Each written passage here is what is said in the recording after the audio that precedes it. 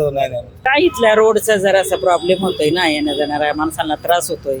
जाता लहान मुलं असते, शाळेची असते, सकाळी सकाळी शाळेची गडबड असते, त्यामुळं आणि मोकट जनावर जे फिरतात ना, त्याच्यामुळं थोडं जरा संरक्षण केलं तर बरं होईल. कारण सकाळी भटकी कुत्रे जास्ती आहेत, जास्ती भटकी कुत्रे आहेत. मग सकाळी जेंट्स ज्येष्ठ नागरिक पण फिरतात, त्यांनाही भीती वाटते.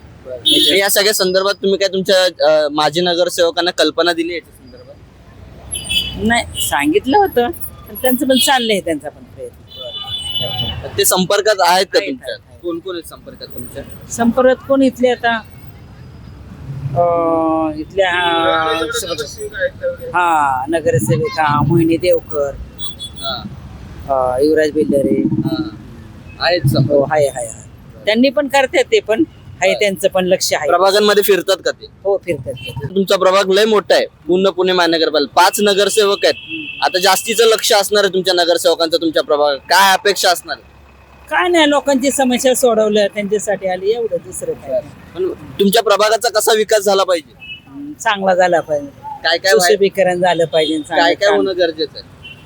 सगळं म्हणजे लोकांची सोय झाली पाहिजे, एवढंच. प्रत्येकाची सोय झाली पाहिजे, रस्ते झाले पाहिजे. रस्ते झाले पाहिजे, लोकांची सोय झाली पाहिजे, पाण्याची